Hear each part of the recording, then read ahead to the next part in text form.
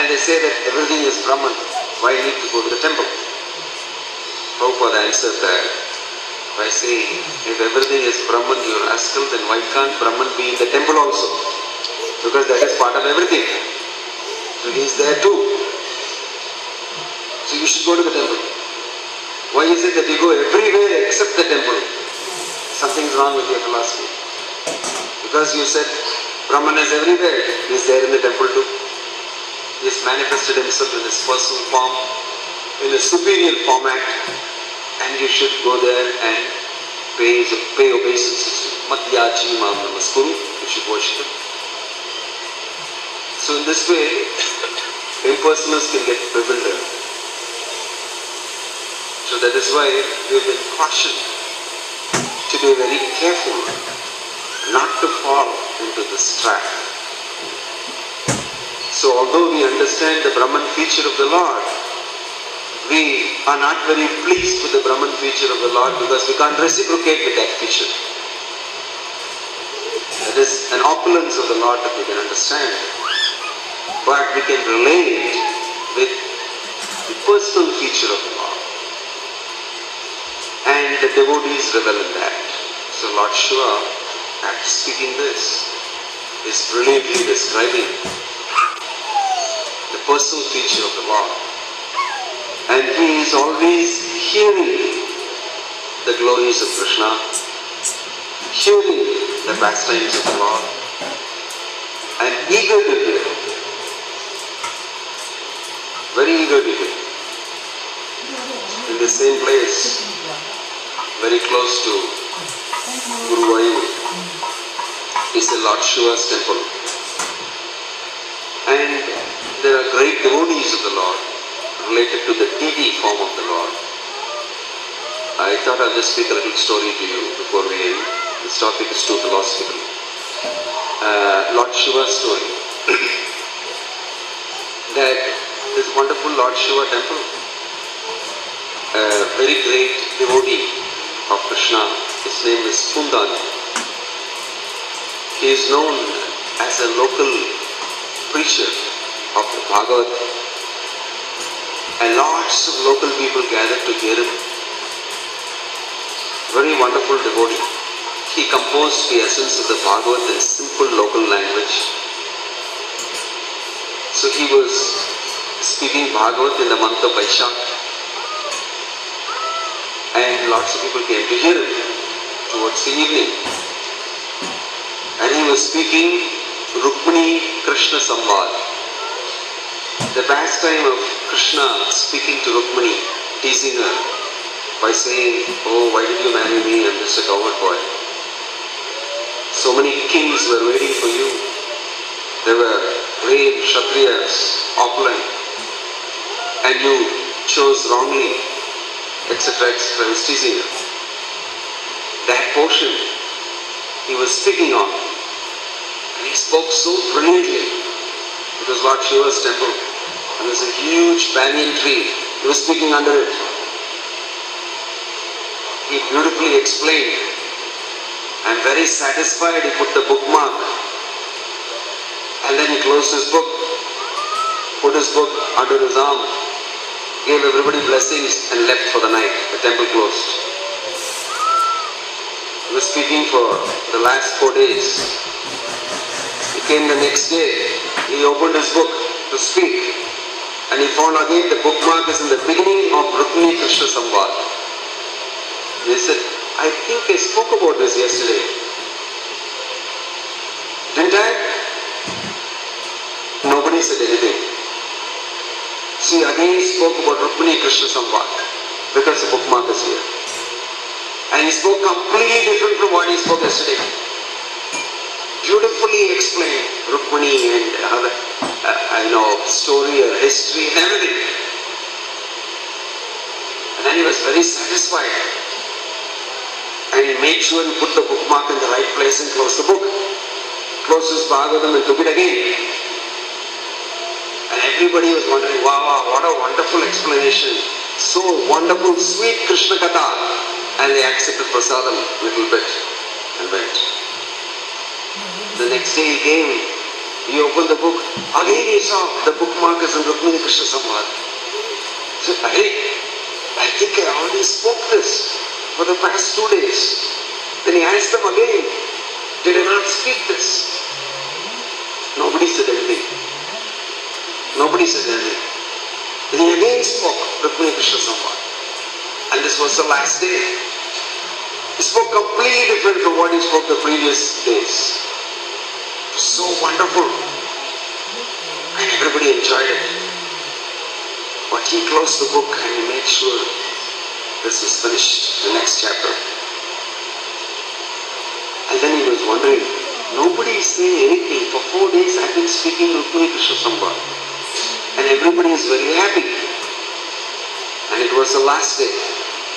So they all did a worship of the Bhagavats, there was Kirtan, Bhajan, and he gave prasadam to everybody. And he was moving, but he was very thoughtful. So when I couldn't finish the other chapters, I just kept speaking Rukmini Krishna Samvad. And nobody is asking about anything. So he took his Bhagavat and he was the last person to leave the temple. And the gates closed. Actually, he forgot to take his Bhagavat. The gates closed, he walked quite a distance. Then he came back saying, I forgot to take my Bhagavat copy. So he came back, but the gate was closed. But inside the compound, under the banyan tree, was sitting a very effulgent, beautiful person with a snake around his neck, with jada, mudi, head. And he was speaking from Pundanam's Bhagavat copy. And there was a very chaste lady, equally effulgent, wonderful looking, the lone audience sitting and listening to him. And he was speaking Rukmini Krishna Samvad. And he was speaking, and then he sat down, Pundanam sat down near the gate. He said, wow, what a sight. This is Lord Shiva himself speaking. I must hear this. So he heard. And it was so wonderful to hear. He heard it. And he was crying. And then by the time it was daylight, sun was rising. And this effulgent person, he closed the book and said, I think it's time people start coming to the temple, we should go. And he asked her, how is it? How did you like the description? He said, oh, wonderful, that lady said. So nice, but not as sweet and nice as Pundanam's explanation. Then Lord Shiva smiled and said, yeah, that's why I wanted to hear it again and again. And I put the bookmark there from him. And I'm recollecting all that and speaking again. So beautiful, so wonderful. And he took the Bhagavatam and he left inside the temple. At that time, Pundanam yelled and screamed from the gate. He said, my Bhagavat copy, it's my Bhagavatam. And then Lord Shiva smiled, turned around at him and said, you will get your Bhagavatam in your house. It is there on top of the roof. And he disappeared. This story is very famous. That Lord Shiva, he is chanting the glories of Krishna. He always likes to chant the glories of Krishna. He likes to hear the glories of Krishna. He likes to hear the Bhagavatam. And he hears it from many devotees. And in this beautiful chanting, you can see he is doing that as fully, as a full devotee, feelingly, describing the absolute truth, Krishna.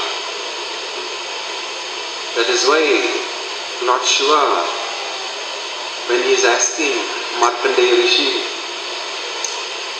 can I give you some boon? Markandeya Rishi, who has great respect and reverence for Lord Shiva, is explaining, is asking, I just want one boon. What would I want from you? Nothing. I want this boon. Varamekam Vrinethapi Purnat Kamavi Varshanat. That you are able to give full satisfaction for anybody. I just want this boon that I will also be a devotee and serve devotees like you do. Tat pareshu tada koi like you. So in this chapter, we can offer our prayers to Lord Shiva in this brilliant description of Lord Krishna, the Absolute Truth, that we may also, by reading his prayers, benefit by becoming devotees of the Lord, and we may be able to have the taste of hearing Krishna Katha. Om Tat Sat Shri Prabhupada ki, Grantharaj Srimad Bhagavatam ki, Nitai Gaura Premanande. It's 8 o'clock. Any question or any comment? Yeah. Hare Krishna. In Bhagavad Gita, Lord Krishna very clearly says, Brahmana hi pratishtaham. I am the foundation of impersonal Brahman effulgence. So how do the impersonalists cover this meaning? How do they explain this sloka? The impersonalists. Well, I don't know. I haven't read any impersonalist commentary. Fortunately for me. But I presume that with some amount of jugglery, word jugglery, they would manage that. You can always say many things. Right now, I don't know how to juggle those words. But since you're expert, they must be explaining it in some way. Because they can explain everything. Even Sarvadharman Parityajya Mamekam Sharanam Raja. They can explain Manmanabhava Patto Madhyadi Mam Namastu. Everything in terms of impersonal understanding. Because they would say that Krishna is the Brahman, Sadhuna Brahman. Avyaktam Vyaktimapannam Manyante Mam Abuddhayaha. Krishna is explaining that.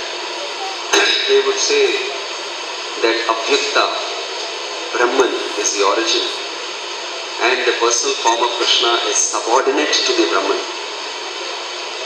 aspect. So Krishna is defeating that by saying Avyaktam Vyaktimapannam